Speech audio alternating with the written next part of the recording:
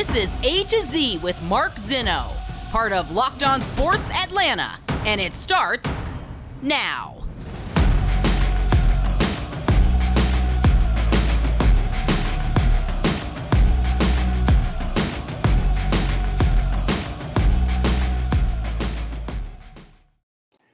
Good afternoon. Welcome to A to Z here on Locked On Sports Atlanta, where today I tell you, we did it. Welcome in. We are live here on this Friday. Got you to the end of the week. Jam-packed show for you guys today. Appreciate you joining me here on A to Z and making A to Z part of your daily sports listen here on Locked On Sports Atlanta. Give us a follow on Twitter at Locked On ATL. Of course, I'm at Mark Zinno, MarkZinno. Coming up on the show, we have news to get to with the Deshaun Watson suspension, or the resuspension, I should say.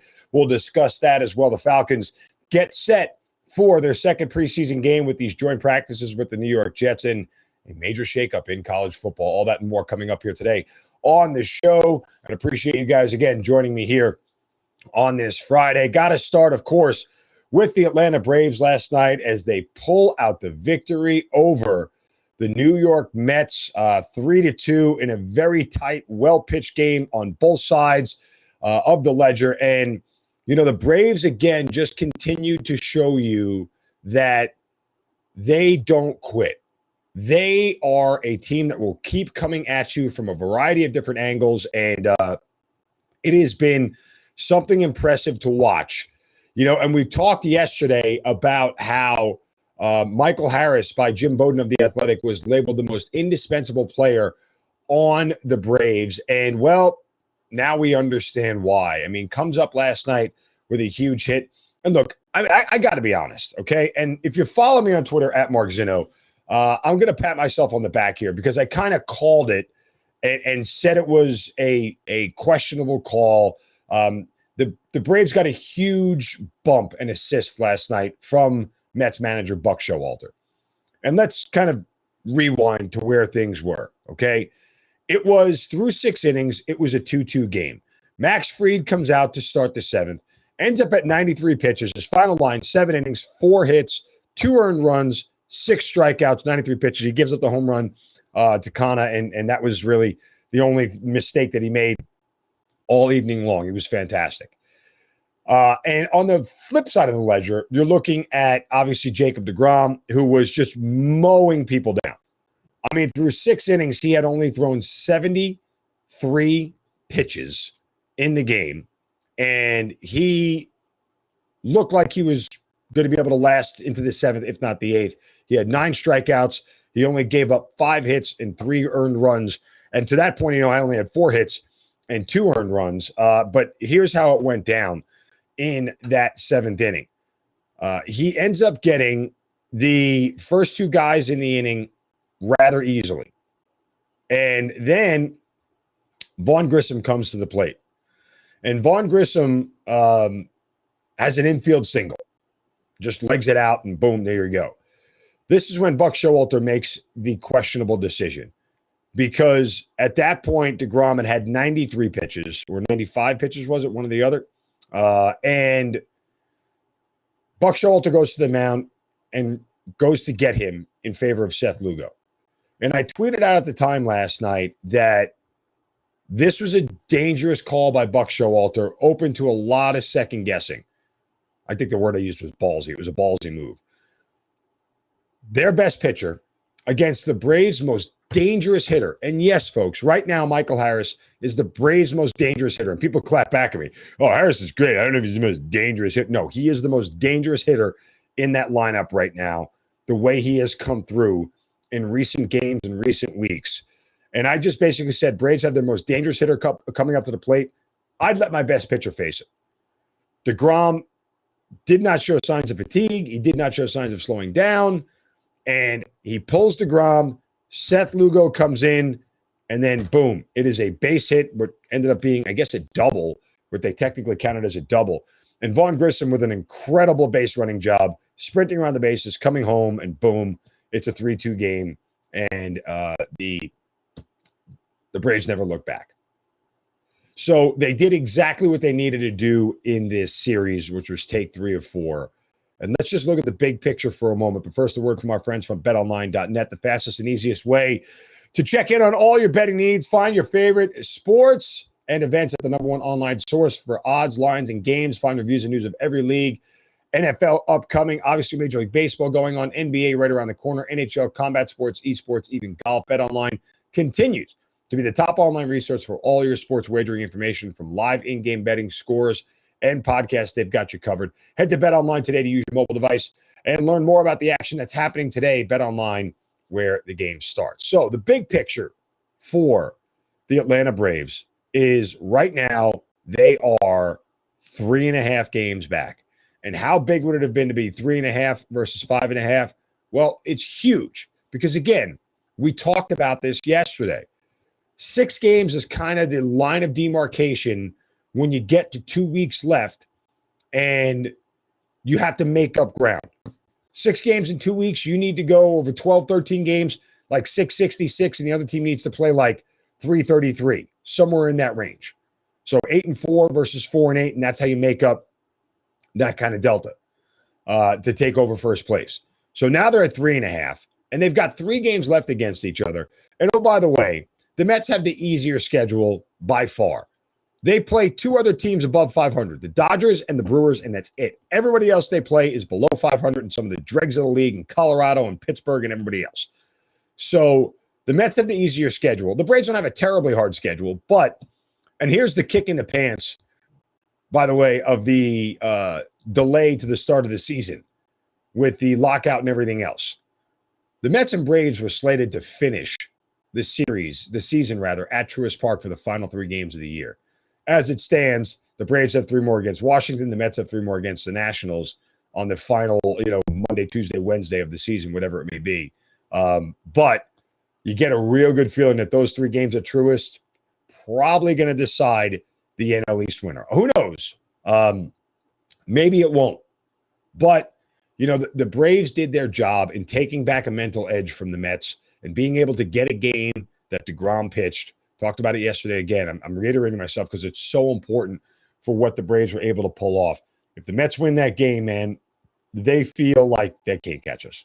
They can't catch us. But now they got a real shot. And now it's about playing good baseball the rest of the way out, taking care of business, and figuring out a way to overtake this thing. Because as I've told you guys repeatedly, if they can't win the division, you almost want to be the 3rd wild card. It's a much easier path through the postseason than what would be in front of them if they don't. So hats off to the Braves, man. I was super impressed, honestly, and I'll be 100% honest. I did not think they had it in them to win last night. I didn't bet on the game. I didn't touch it from that standpoint, but I just did not think that they had enough of it all to be able to, come back and win that game. I give them a ton of credit. That is a well-seasoned team, and they prove why they're going to be an incredibly tough out again in this postseason, and why they absolutely will be a force to be reckoned with as defending champs. So they got to get some starting pitching straightened, though. I think that's fair to say. After Fried, it's Kyle Wright. Look, Kyle Wright's been great numbers-wise, but I don't know if he's been as dominant as somebody like Strider. Morton has had great starts, but he hasn't been as consistent as somebody like Fried. They have a lot of questions beyond Max Fried in the rotation, and we'll see how they go. Now, let's not forget, by the way, they start a 3-game series with the Houston Astros today. And although they took 3 or 4, guess what? You're going to turn around and play another super tough opponent. This is a prime letdown spot, tonight's game. It really is. The Astros scored 21 runs yesterday.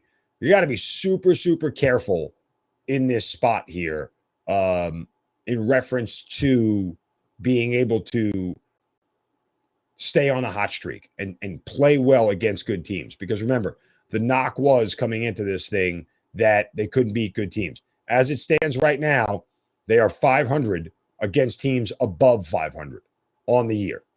I think they are now officially 26-26. Sounds about right. I think they were 23-25 coming in, took 3 or 4. So that's where they are right now against those teams, and it's a great first step for them. But let's see how they bounce back tonight, or how they come back tonight against the Houston Astros. All right, coming up next, the Deshaun Watson suspension isn't really the biggest problem with what happened yesterday. Some of these people need to learn just to shut up. That's next right here on A to Z on Locked On Sports Atlanta, free on YouTube and wherever you get your podcast search. Welcome back to A to Z here on Locked On Sports Atlanta, free on YouTube and wherever you get your podcast search. Locked On Sports Atlanta. Subscribe to that YouTube channel. Give us a thumbs up. We are nearing 3,000 subscribers. Thanks to you guys. And it's been a really short amount of time to get that many subscribers. Trust me, I know it's not easy to gain them on YouTube. So we appreciate all the support and you guys checking out all the shows here on Locked On Sports Atlanta. This is A to Z. I've Hitting Hard with John Chuckery, ATL Day Ones with Jarvis Davis and Tanisha Batiste, our Braves postcast, and Locked On Falcons, Locked On Hawks, all right here on Locked On Sports Atlanta. All right, the Deshaun Watson suspension is now done. Officially done. We don't have to deal with this anymore. Thank God. This has dragged out way too long. It's been really annoying just from a standpoint of having it hang over our heads as fans of the league and everything else. And, you know, you kind of knew it was going to go down this road once the NFL appealed that he was going to get a heftier suspension. It's 11 games, now a $5 million fine. And he has to undergo mandatory evaluation by behavioral experts following their suggested treatment program. All that is part of his suspension. And Watson's fine and contribution from both the NFL and the Browns of $1 million each will create a fund to support nonprofit organizations that educate young people on healthy relationships, blah, blah, blah, blah, blah. That's what the NFL statement, what they put in announcing the settlement, what they put in a statement. Deshaun Watson also had a statement that he released via the Browns. And I want to read it to you because it's not a bad statement at all.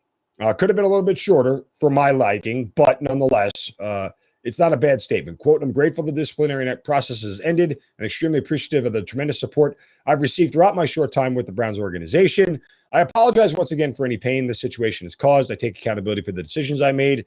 My focus going forward is working to become the best version of myself on and off the field and supporting my teammates however possible while I'm away from the team. I'm excited about what the future holds for me in Cleveland, close quote. Now, for me, you could have just ended it with, I apologize for any pain this situation has caused. Take accountability for the decisions I made. That would have been fine. And this statement would have been fine had Deshaun Watson not gotten up in front of the Cleveland media and ran his damn mouth again. Because here is the problem, okay? He met with the media and said, quote, I continue to stand on my innocence. Just because, settlements and things like that happen doesn't mean that a person is guilty for anything. I feel like a person has the opportunity to stand on innocence and prove that. And we prove that from a legal side. And just to continue to push forward as an individual and as a person, close quote. Hey, dummy, you can't sit there and say, I apologize for the pain that this has caused, and I take accountability, and then yell, I stand on my innocence. Like, shut up. Honestly, you didn't need to meet with the media. You got suspended. That's the end of it. You don't owe it. You could send Jimmy Haslam out there. You could send the GM out there. What's his name? I can't remember off the top of my head. Anyway, you could do D Haslam. You could do all those things. And you would have been fine. But nonetheless, you couldn't resist in sending out your quarterback to make an ass out of himself in front of the media. It's mind-numbingly frustrating. This has been handled so poorly by the Browns on so many different levels. And they continue to just put this man out there in the public when he doesn't need to speak anymore. I am all for, and if I was a Cleveland media person, I'd be ticked off if they didn't put him in front of me. That said, man, if I'm a PR person for the Browns, heck no. He doesn't get to speak anymore. He released a statement, refer to the statement. That's it. That you're well within your rights to do that. Nobody has to like that. Nobody has, but you I don't want to hear in a statement, I apologize and take accountability, and then I'm going to defend the actions that I did as innocent. You can't do both. Either you took accountability and you're sorry, or you're defending what you did. Can't do both. That's the dirty side of what the Cleveland Browns did. The dirty side of what the NFL did here. In just a moment, first, a word from our friends at Coffee AM, the best small batch coffee roaster in America. I tell you about them every single day. Why? They're based right here in Atlanta. and they have some of the freshest coffees around because most of their coffees are roasted and shipped on the same day or very close to it. And these are coffees from around the world, guys. I mean, flavored coffees from everywhere, countries you haven't heard of. Tanzania, Kenya, Sumatra, they're fantastic. They have a rainforest flavor that comes from Brazil. I mean, it is off the charts good. And they only roast current crop specialty grade coffees, organic, fair trade, direct trade, flavored blends and espressos, coffees, gourmet teas, gift sets, the whole nine. It's all at Coffee AM. So here's what you do. Go to coffeeam.com/locked on today to take a full look at their menu of coffees, teas, and gift sets. Again, coffeeam.com/locked on. Make sure you use the promo code locked on at checkout to get 15% off your first order of coffees, teas, and gift sets. Coffee AM, the best small batch coffee roaster in America. All right, here's where the NFL got dirty. And boy, did they get dirty. It's pretty obvious to see how they settled on 11 games. The NFL has maintained all along they wanted a year, which is 17 games. Judge Sue Robinson gave them 6 games. Well, the halfway point between 6 and 17 is either 11 or 12, right? 11 and a half would be the exact midway point. Well, since you can't do a half a game, they decided, the NFL did, and remember, Peter Harvey, who is the arbiter, has worked for Roger Goodell before, they decided on 11 games instead of 12. Why did they decide on less than half as opposed to more than half? Well, let's look at the schedule here. What we got here? 11 games. Eligible for reinstatement Monday, November 28th, with a bye week in week 9. So that means if I count the 11 games, Carolina, New York, Pittsburgh, Atlanta, Los Angeles, New England, Baltimore, it's 8, 9, 10, 11, Miami, Buffalo, Tampa Bay. Week 12 is the game against the Houston Texans. Not coincidentally, Deshaun Watson used to play for the Houston Texans. Why did the NFL do that as opposed to making them wait and suspending him 12 games and having him go play Cincinnati? Well, yeah, great TV it makes for to watch Deshaun Watson run out of the tunnel in Houston and get resoundingly booed by his former team and that entire fan base for what he did. Yeah. You think there's not going to be a lot of cameras on that game? You think there's not going to be a lot of people? There might not be women protesting. Of course, the NFL knows eyeballs are going to be all over that game. You don't think that part was calculated? I mean, the NFL does think its audience and its fans are a bunch of complete morons, and they've said that over and over again by their actions. But yet, come on. The smart ones of us see exactly how this went down and see it exactly for what it is. It was a calculated media move by the NFL. They could have easily done 12 games because they pushed for a year. So why not fall on the heavier side as opposed to the lighter and then come back against Cincinnati, Baltimore, New Orleans, Washington, Pittsburgh to finish out the regular season? Of course they did, because the NFL is slimy and dirty and everything they do is slimy and dirty. And everybody who works for the NFL is slimy and dirty. And it's just kind of the way it is at this point in time. We all have to accept it. But yeah, I mean, that was 100% planned by the league. And if you think otherwise, I don't know what to tell you. I would contend that you're not really paying attention to how the league operates. I mean, this whole thing has just been botched over and over and over and over again. I'm thankfully, again, like I said, I'm glad it is over. I'm glad that there is a sense of,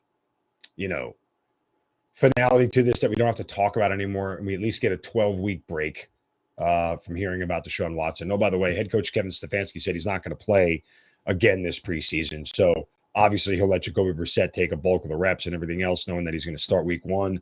Deshaun Watson, remember, can't be at the facility, can't work out with the team, can't do any of that stuff. He's got to stay out on his own. So, and the last part, by the way, of the suspension is that Watson has to undergo mandatory counseling. And if he doesn't, or they don't like what he is doing as from a counseling standpoint, or he's not sort of, meeting the metrics, whatever it is of the professional evaluations, they can actually extend his suspension. So it could go beyond 11 games at some point if he is not working with the NFL counselors or whoever they deem to have done it and everything else. So let's just hope that this thing is done for the sake of it being done. All right, coming up next. How dare you? How dare you? Plus, Falcons getting ready for the New York Jets. That's next right here on A to Z on Locked On Sports Atlanta, free on YouTube and wherever you get your podcasts. Final segment of A to Z here on Locked On Sports Atlanta, free on YouTube and wherever you get your podcasts. Search Locked On Sports Atlanta. We'll get to the Falcons here in just a moment. First, how dare you is part of our Shovel of Wisdom. Brace yourselves, because it's time for the Shovel of Wisdom.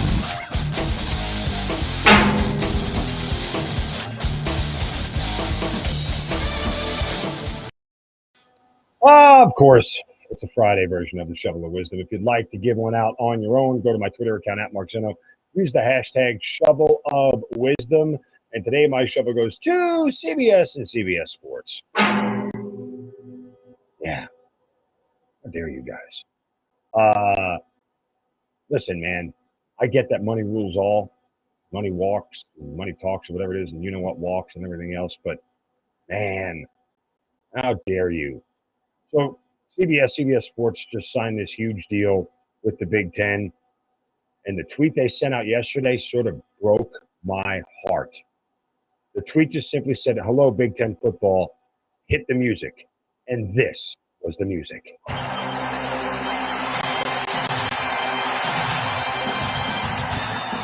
And now, what am I watching here? What am I watching? I'm watching a picture of the horseshoe, Michigan running out onto the field, Nebraska, Rutgers, Maryland. Like, I'm so confused by this. I'm hearing this music, and all I want to see, Bama, Georgia, Auburn, LSU, Ole Miss, Vandy, everybody, Missouri, Kentucky, Tennessee, bring them all to me, Arkansas. I want to see Indiana and Maryland, Northwestern. What are we doing here? Wisconsin? You can't do this. You can't give the SEC music to the Big Ten. I don't care how much money you make. You can't do it. Screw you, Iowa. Screw you, Michigan State. Go home, Minnesota. This music belongs in the SEC. That's where it should stay. This is horse, you know what? Man, I was so insulted by that. You get chills hearing that music. And they took it away from us. Of all the things in this world, we deserved better. Nothing is sacred anymore. Nothing. No, in reality, the music never actually belonged to the SEC. Believe it or not, if you didn't know this, that music came as part of my childhood. Why? Because that music actually was the music for the intro of the Super Bowl 21 between the Giants and Broncos. Lloyd Landsman was the composer. It is a nameless song. And for whatever reason, the next year they moved it to college football. It became the theme of college football. And that was 9 years before CBS even started televising SEC games regularly. But somehow it just got attached to the SEC. And that's what we've known it from for the last, 25 years. And they took it away from us. I can't even. I'm so brokenhearted. Seismic shift in college football with this, guys. An $8 billion media rights deal over the next 7 years from the Big Ten with Fox, CBS, and NBC. The richest conference in America just got richer. Yeah. And don't think for 1 second that CBS was kind of ticked, or even not ticked, but this was just sticking it back to the SEC. I mean, wow. Because the SEC left them to go to ESPN. This is okay. Well, this is us getting back at you. And what is happening here in college football as a seismic shift right now, because of these two massive media deals that both the Big Ten and the SEC have, it is really creating a big vacuum, or a big gap, I should say, between the SEC and CBS. I mean, between the SEC, rather, and the Big Ten, everybody else. And the problem is that I don't think the other conferences can ever truly catch up at this point. They've gotten out to such a head start. They've gotten so far ahead of everybody else that, I am beyond befuddled of how they're going to catch up. I don't know that they can. The products have become so superior in those two conferences, and they have dominated so much that, there's no other way that anybody is going to be able to do it. You might get onesies and twosies again at Clemson here and there, maybe a Utah or an Oregon, something like that, or USC could return to prominence. But again, where are they going? The Big Ten. So it's not even going to help anybody else. Onesies and twosies here, they need a consistent run from everybody else, and the rest of these schools are going to be left in the dark. I mean, the scary part is the only way to truly regulate college football evenly is to break up the SEC and the Big Ten and spread everybody out. And that's never going to happen. Now, the NCAA, as we talked about yesterday, has got a huge fight on their hands with the college football playoff and how they maintain all this, if they can maintain all this, if they can even maintain some semblance of control over all this. But it's going to get very, very much a tenuous scenario, because if the college football playoff folks take over, it may as well be SEC, Big Ten, and everybody else for a very, very long time. All right, let's pivot here to the Atlanta Falcons. It's interesting as they get set for these practices with the Jets, and Arthur Smith has instituted a zero fight policy with the team. So a lot of fights going on, but nonetheless, I saw another column in the AJC on Arthur Smith and the tone that he's setting. I got to be honest with you. We need to stop writing these columns. Like, no one is saying anything new about Arthur Smith that he hasn't said himself from pretty much day one of this season. I won't count last year because everybody's still finding out who he is. Arthur Smith has told us repeatedly through his thoughts on tanking and preparation and what they're trying to do here and the attitude that they want. Arthur Smith and his coaching staff have all been on the same page about that. And I don't know that we necessarily need to have another column out there about Arthur Smith's mentality and approach to football. We have them all. What we really need to see right now is just execution. Because honestly, I would the next time I get in front of Arthur Smith before the regular season, my question to him will be very simple. Are you tired of answering questions about the mentality, the identity, and everything else of this team? Just isn't it about your play? Isn't that going to explain everything that we need to know? Is that fair to say that your play will tell us everything we need to know about your philosophy and your identity and whether it's working? Seems like the answer to me. 100% seems like the answer to me. Go out there and prove it. Now, I don't know if you can prove it in preseason because it doesn't matter and it doesn't count. And I don't know if you can put any stock into what that is and how that goes and what it feels like. I mean, honestly, to me, I don't know that there necessarily is anything that you can glean from all that. But I'll tell you this much. It's better to look good and win than look bad and lose. I know that was like a movie quote, I think, in White Men Can't Jump, but the other way around. Anyway, so just go out there and prove it. Like, I get it. We're searching for stuff to write about because there are no really major storylines on a daily basis with this team because there's nothing really exciting going on because at the end of the day, no one really cares about Drew Dahlman and Matt Hennessy fighting for a center spot. Quarterback controversies, that always gets headline. Center position battles, doesn't do anything for you. Oh, who's the starting safety? It doesn't do anything for you. Not until the regular season when guys can prove it. So point simply being here that Arthur Smith has already told you what the tenor and identity of this team is. What's on the field has to match that. If it doesn't, well, then you know he's missing his spot. He's swinging and missing. If it does, we're on to something. It's really that simple. All right, that'll do it for us here on A to Z on this Friday. Appreciate you guys spending the whole week with us. Back on Monday for a full show. Give me a follow on Twitter at Mark Zinno, MarkZinno. Thanks for making A to Z part of your daily sports listen. Make sure you check out ATL Day Ones with Jarvis Davis and Tanisha Batiste as well. You guys have a wonderful weekend. Back on Monday. Don't take any crap from anybody. See ya.